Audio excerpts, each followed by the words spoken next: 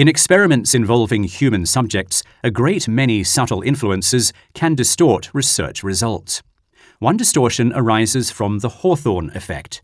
This refers to any situation in which the experimental conditions are such that the mere fact that the subject is aware of participating in an experiment, is aware of the hypothesis, or is receiving special attention tends to improve performance.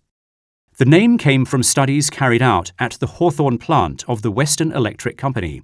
In one of these studies, the illumination of 3 departments, in which employees inspected small parts, assembled electrical relays, and wound coils, was gradually increased.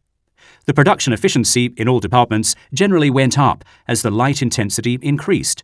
Experimenters found, however, that upon decreasing the light intensity in a later experiment, the efficiency of the group continued to increase slowly but steadily.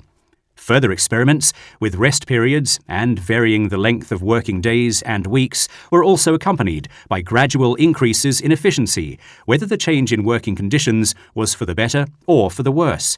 Apparently, the attention given the employees during the experiment was the major factor leading to the production gains. The verdict is in. Food deserts don't drive nutritional disparities in the United States the way we thought.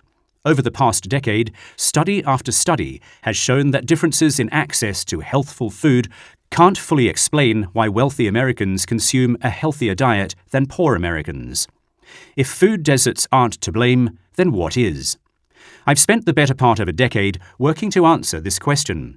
I interviewed 73 California families, more than 150 parents and kids, and spent more than 100 hours observing their daily dietary habits, tagging along to grocery stores and drive-through windows. My research suggests that families' socioeconomic status affected not just their access to healthful food, but something even more fundamental, the meaning of food. Most of the parents I interviewed, poor and affluent, wanted their kids to eat nutritious food and believed in the importance of a healthful diet. But parents were also constantly bombarded with requests for junk food from their kids. Across households, children asked for foods high in sugar, salt, and fat. They wanted Cheetos and Dr. Pepper, not broccoli and sweet potatoes. One mom echoed countless others when she told me that her kids always want junk. While both wealthy and poor kids asked for junk food, the parents responded differently to these pleas. An overwhelming majority of the wealthy parents told me that they routinely said no to requests for junk food. In 96% of high-income families, at least one parent reported that they regularly decline such requests. Parents from poor families, however, almost always said yes to junk food. Only 13% of low-income families had a parent that reported regularly declining their kids' requests. One reason for this disparity is that kids' food requests meant drastically different things to the parents. For parents raising their kids in poverty, having to say no was a part of daily life. Their financial circumstances forced them to deny their children's requests for a new pair of Nikes, say, or a trip to Disneyland all the time. This wasn't tough for the kids alone. It also left the poor parents feeling guilty and inadequate. Next to all the things poor parents truly couldn't afford, junk food was something they could often say yes to. Poor parents told me they could almost always scrounge up $1 to buy their kids a can of soda or a bag of chips. So when poor parents could afford to oblige such requests, they did. Honoring requests for junk food allowed poor parents to show their children that they loved them, heard them, and could meet their needs. As one low-income single mother told me, "They want it, they'll get it. One day they'll know I love them, and that's all that matters." Junk food purchases not only brought smiles to kids' faces, but also gave parents something equally vital: a sense of worth and competence as parents, in an environment where those feelings were constantly jeopardized. To wealthy parents, kids' food requests meant something entirely different. Raising their kids in an affluent environment, wealthy parents were regularly able to meet most of their children's material needs and wants. Wealthy parents could almost always say yes, whether it was to the latest iPhone or a college education. With an abundance of opportunities to honour their kids' desires, high-income parents could more readily stomach saying no to requests for junk food. Doing so wasn't always easy, but it also wasn't nearly as distressing for wealthy parents as for poor ones. Denying kids Skittles and Oreos wasn't just emotionally easier for wealthy parents. These parents also saw withholding junk food as an act of responsible parenting. Wealthy parents told me that saying no to kids' pleas for candy was a way to teach kids how to say no themselves. Wealthy parents denied junk food to instill healthful dietary habits, such as portion control, as well as more general values, such as willpower. How much salt do we eat? In the 1980s, before it was widely known to be associated with high blood pressure, salt consumption in the United States was between 6 and 15 grams a day. The WHO target daily intake is 5 grams. National governments are happy to sanction higher levels, 6 grams in the UK, which are reprinted on many food packets. But we still eat more salt than this. On its website, the European Salt Producers Association proudly, if perhaps a little incautiously, touts a figure of 8 grams a day per capita salt consumption. Americans still consume around 10 grams a day. The producers are vigorous in their defense of people's right to consume as much salt as they want, in tones that at times recall the tobacco lobby. There is no need for healthy people to reduce their salt intake, they insist, while casting doubt on studies linking sodium to high blood pressure.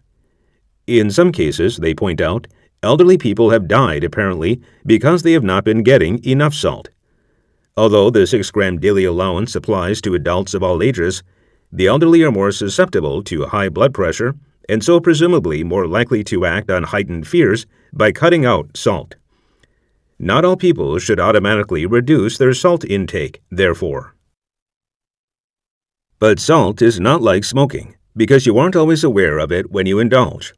The recommended daily allowance is well publicized, but this information is of little use if you cannot calculate your intake. This is almost impossible to do. Packaged foods have long been obliged to list their major ingredients, which often include salt, but they do not have to declare the relative amount of salt present.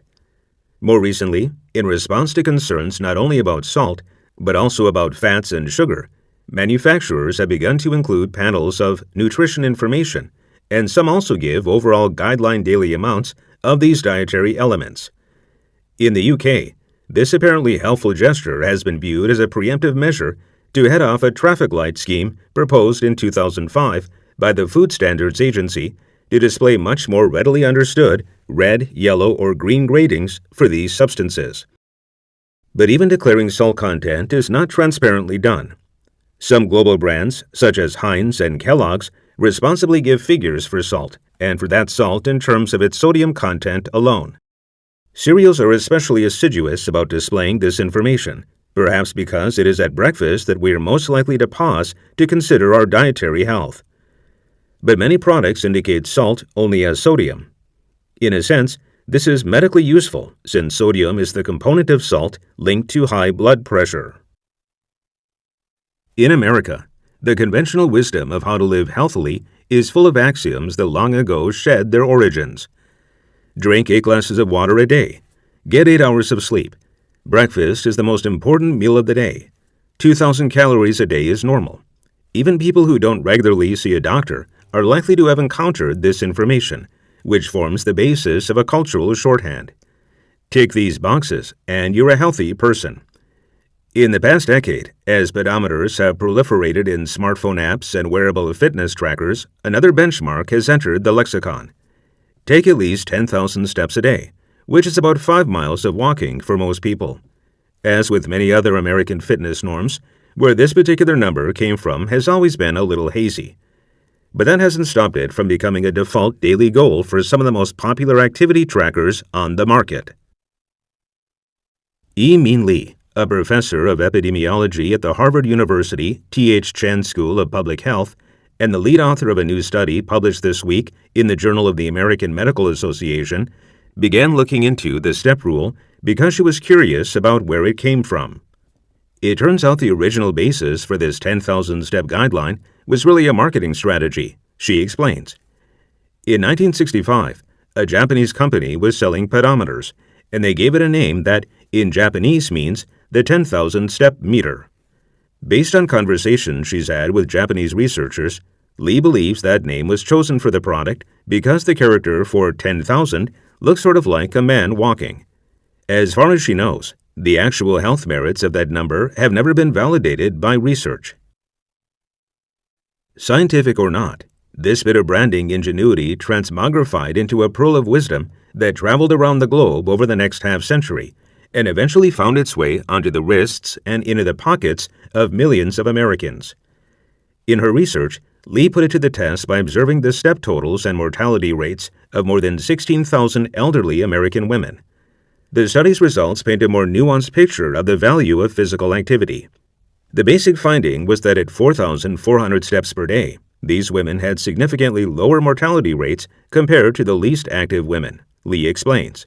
If they did more, their mortality rates continued to drop until they reached about 7,500 steps, at which point the rates leveled out. Ultimately, increasing daily physical activity by as little as 2,000 steps, less than a mile of walking, was associated with positive health outcomes for the elderly women.